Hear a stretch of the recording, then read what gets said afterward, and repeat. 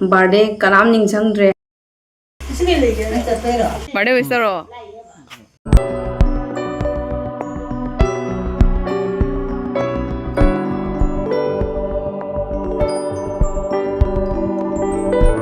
Hello everyone, ahanwagtada mayam wake up na krumjeri mayam ngasi di intro se vlog ka pungnoi loiraga oina intro tawre bako haidi yam surprise oi bagi ngasi do aktada vlog se nambane bako ado mayam na comment da happy birthday na wish tawiramo mayam na nusi biduna ko ado mayam ngasi se agi birthday ne bako ado birthday kanam ningchangdre haibadi birthday kanam ningchangdre haibadi ngasi se khongjom de numit chu oi bane bako agi birthday se ado papa su ningchangdre mama su ningchangdre inaw no pising su ningchangdre aigi husband su ningchangdre haina leirabane bako aigi ado aigi imanabi aigi best friend do happy birthday ibe ma haina message tharamba ayu kanta dani ko adaidi video call amu tawre adumai tar wari sanarambane bako do lora kanda ai husband do ningchangdra mani haina adum khallaga leire ai small hi udre bako adum mana happy birthday kana wish tor pata ari adum momo chami no sira haina hage na to bani bako adum mana wish tor okramina ai dum wakhal nuai tana to da haina ko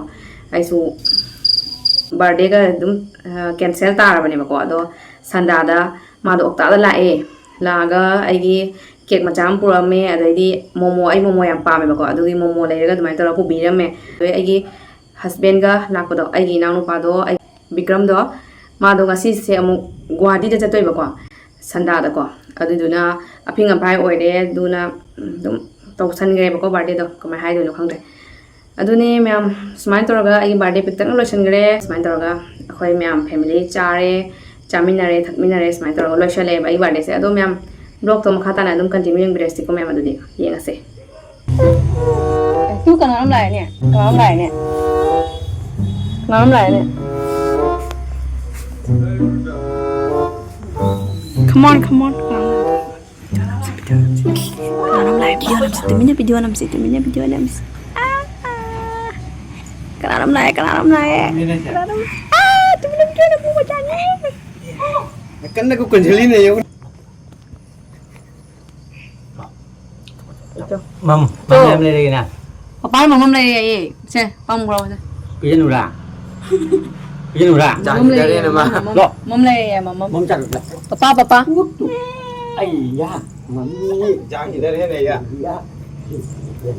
Papa. Sikai sama ni je. Kai boleh. Cha. Kokoi. Ayah. Hola. Kau ni mah tu ni.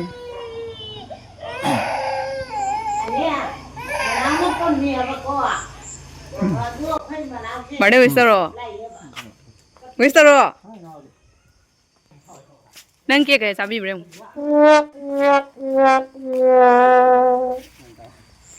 Kana gi. Nang tharai ra. Kai da. Ha? Mama ko. Lala. Mama lala. Tiki baba tahu. Tiki baba. Nang Barbie di. Barbie. Nang purita Barbie di. Nahan kai dah memang lewat ke sana itu. Tu siga. Kau yang hanai jom tu ga. Ayah. Barbie. Aduh mau rồi đó. Barbie is nong mereka sana lagi bangang sih. Nong tale di sana nong di top tak udah makut ke sana ting na.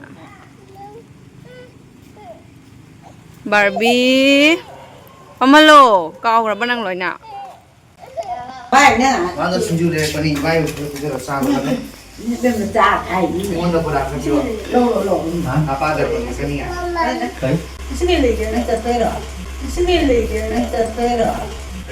Masih kali lagi aja kurba. Masih main birthday? Hah? Cina main lagi birthday. Masih ro? Masih tu. Kau bare. Kau yang. Nuksi mana? Cina masih je. Nasi kali lagi na hai je. Ya, dia main hoki. Apa dia kau tu buat tiki? Ayo orang ni, apa boleh sama? Mayam hojikse inaunupina cha lole ado mamadi cha thai bako cha thakta mi ngai gina siga 7 up leire 7 up se ona thaani bako aduga momo ga tawraga charni aduga ꯀꯦꯛꯇꯨꯗꯤ ꯆꯥꯕ ꯊꯛꯄ ꯂꯣꯏꯔꯒ ꯑꯣꯏꯅ ꯀꯛꯄ ꯇꯥꯔꯦ ꯃꯔꯝꯗꯤ ꯑꯩꯈꯣꯏꯒꯤ ꯈꯥꯇꯣꯟꯗꯣ ꯃꯥꯗꯣ ꯉꯥꯛꯇꯪ ꯉꯥꯏꯈꯤꯒꯦꯕꯀꯣ ꯕꯤꯀ꯭ꯔꯝꯁꯨ ꯒꯨꯋꯥꯍꯥꯇꯤ ꯆꯠꯀꯗꯕꯁꯨ ꯂꯩꯕꯅꯦ ꯑꯗꯨꯅ ꯈꯪꯗꯦ ꯈꯥꯇꯣꯟꯁꯨ ꯉꯥꯏꯍꯥꯛ ꯉꯥꯏꯈꯤꯒꯦꯅ ꯉꯥꯏꯕꯅꯦꯕꯀꯣ ꯑꯗꯨꯒ ꯀꯦꯛꯇꯣ ꯀꯛꯅꯕꯒꯤꯅ ꯑꯗꯨꯅ ꯃꯣꯃꯣꯁꯦ ꯍꯥꯟꯅ ꯆꯥꯅꯕꯒꯤ ꯇꯂꯥꯕꯤ ꯇꯧꯔꯤꯌꯦ ꯑꯩꯒꯤ ꯕꯥꯔꯗꯦ ꯅꯨꯃꯤꯠꯁꯦ ꯃꯌꯥꯝ ꯗꯥꯎꯗꯤ ꯈꯔ ꯌꯥꯗꯦꯕꯀꯣ ꯃꯤꯁꯦ ꯃꯊꯪ ꯃꯊꯪ ꯇꯧꯔꯒ ꯂꯣꯏ ꯆꯠꯅꯈꯤꯗꯣꯏꯅꯦ ꯑꯗꯨꯅ ꯃꯌꯥꯝ ꯕ꯭ꯂꯣꯒꯁꯦ ꯃꯈꯥ ꯇꯥꯅ ꯑꯗꯨꯝ ꯀꯟꯇꯤꯅ꯭ꯌꯨ ꯌꯦꯡꯕꯤꯌꯨꯕꯀꯣ ꯍꯧꯖꯤꯛ ꯑꯩꯈꯣꯏ ꯕꯤꯀ꯭ꯔꯝꯁꯨ ꯒꯨꯋꯥꯍꯥꯇꯤ ꯆꯠꯀꯗꯕ ꯂꯩꯕꯅꯤꯅ ꯀꯦꯛ ꯀꯠꯇꯤꯡꯗꯣ ꯅꯪꯗꯕꯁꯨ ꯌꯥꯏꯅ ꯃꯥ ꯍꯥꯟꯅ ꯃꯣꯃꯣ ꯀꯩꯀꯥ ꯃꯣꯏ ꯑꯅꯤ ꯄꯤꯖꯔꯦꯕ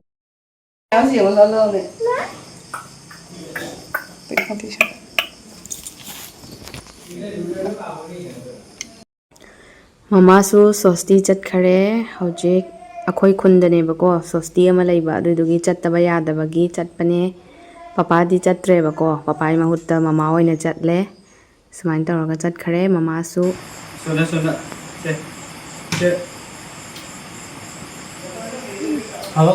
ꯃꯣꯃꯣ ꯆꯥꯔꯤꯁꯦ ꯌꯦꯡꯉꯣ ꯏꯆꯥ ꯅꯨꯄꯥꯁꯦ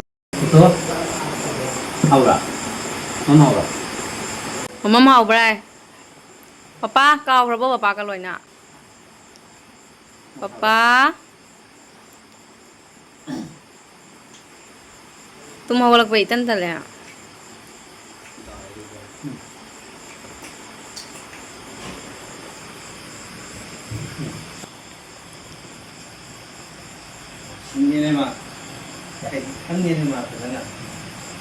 ꯆꯥꯅꯤꯡꯗꯦ ꯃꯥ ꯆꯥꯅꯤꯡꯗ꯭ꯔꯦ ꯆꯈꯥꯏꯔꯅꯤ ꯂꯧꯊꯣꯛꯑꯣ ꯄ꯭ꯂꯦꯠꯇ ꯍꯥꯞꯆꯟꯈ꯭ꯔꯣ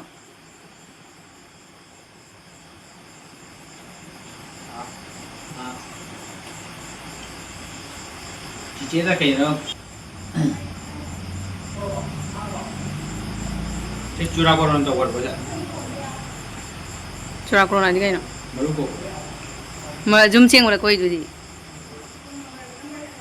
ꯃꯁꯝꯁꯦ ꯐꯕ ꯋꯥꯠꯂꯤꯅꯦ ꯑꯪꯀꯪ ꯀꯣꯛꯊꯣꯛꯇꯣꯏꯅꯤ ꯌꯨꯝꯗ ꯂꯥꯛꯑꯒ ꯁꯤꯈꯩꯁꯦ ꯀꯣꯛ ꯐꯠꯇꯦꯅ ꯂꯩ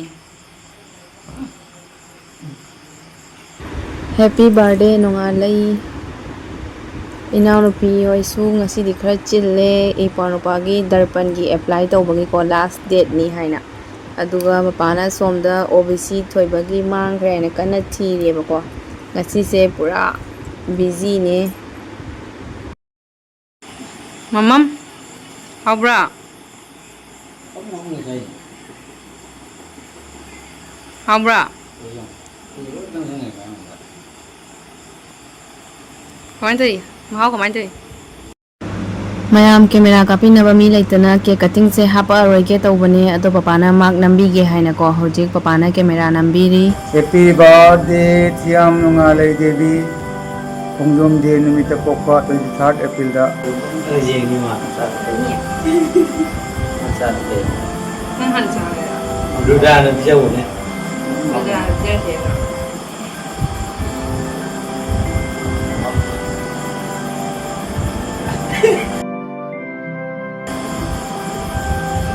Happy birthday mama Kairaba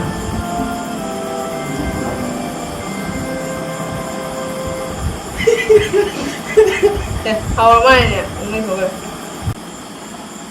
짜다 비자라 그만 싸게 birthday wish करो मैं मंदा Happy birthday Thiam Nungalai Devi Khongjom De Numita Pokpa ngon ba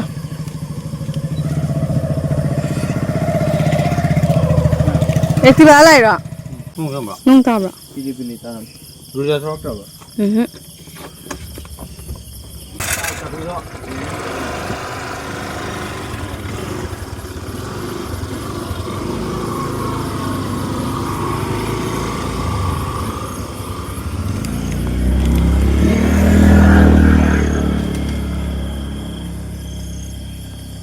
ꯃꯌꯥꯝ ꯑꯩ ꯍꯁꯕꯦꯟꯅꯁꯨ ꯆꯠꯈꯔꯦ ꯑꯩꯈꯣꯏꯒꯤ ꯑꯩꯒꯤ ꯏꯅꯥꯎꯅꯨꯄꯥꯗꯣ ꯕꯤꯀ꯭ꯔꯝꯗꯣ ꯃꯥꯗꯣ ꯉꯁꯤ ꯒꯨꯋꯥꯍꯥꯇꯤ ꯆꯠꯀꯗꯕ ꯂꯩꯕꯀꯣ ꯑꯗꯨꯗꯨꯒꯤ ꯍꯥꯊꯨ ꯆꯠꯈꯔꯦ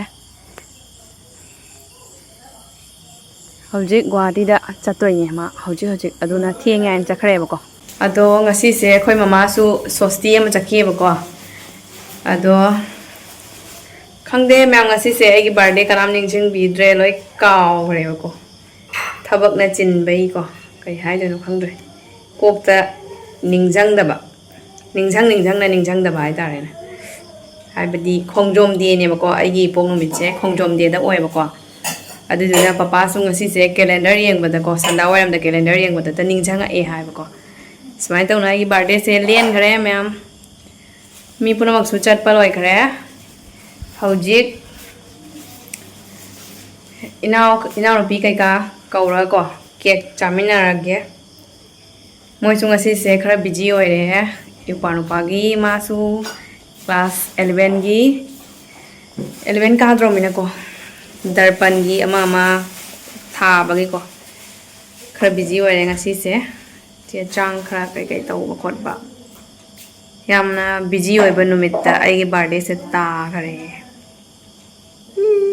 थोन माइते चागे म्याम दुदी थोंबी इबेम चलाओ मोमो चारसी केक चारसी सिंजू बोरा चारसी लाओ म्याम पोलोय खोमजरगे खोय हायुने चाबा होजरगे अइदी उपा नुपागी सिंजू से चानी इपा नुपाना लेबिरकपने अइगी बर्थडे गिनी आइना इपा नुपाता नि निंगजंग बिरिबा मचेगी बर्थडे इपा नुपाना लेबिरकबा सिंजू से चागिगे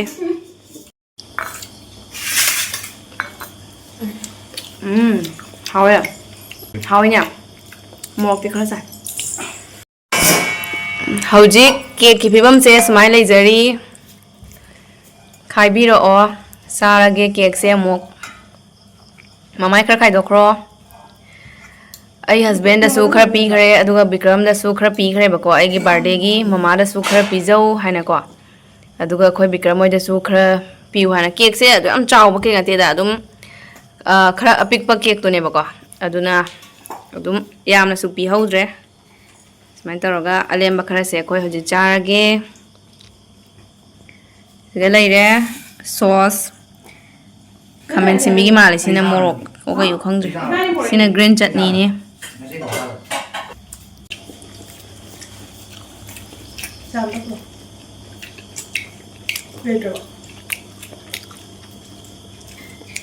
मोरक की मैनिया मोमो से हाउ को उते खा मान दालचीनी आप मान दालचीनी मना मदा पूरा याम सरप्राइज ओबे वानिदा अक्तादा केक का मोमो का लेसन लाकवान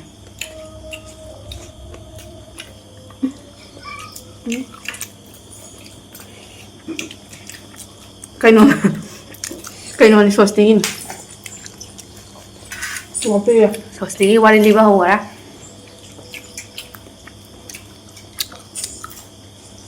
कम मादे नुआ माने ग्रीन चटनी से महाव यंगे चा सुलाइए अइदी चा थकते को चा थकपा मी चा थौ खरा फजबा इनगे हेलो हेलो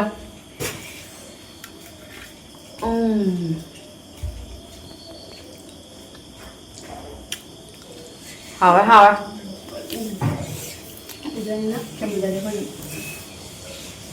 चानपा ग्लास टाइनी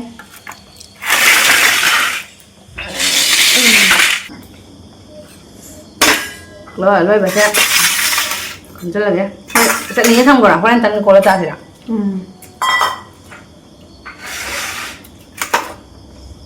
चाक चारसी पुक था तन होय चा मैम अखोय नुंथांदि चाक चाजरगे तन होयना चारगे चटनी सु लेबको चटनी गा तन गा तौरगा कोटलगा चारगे अमा सिगा तुमिना तौरमिसे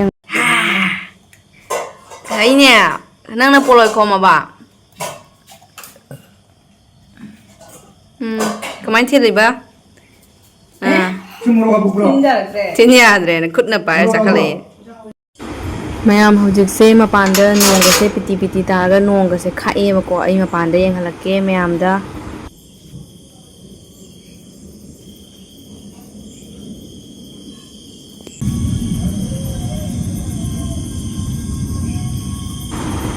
मैम आई ब्लॉग से स्वाइसिका लोइसलगे मैम नुंसी बिदुना लाइक शेयर सब्सक्राइब तौबिरमो अदुगा कमेंट तौबिरमो मैम असिगी दिखाइने से बाय बाय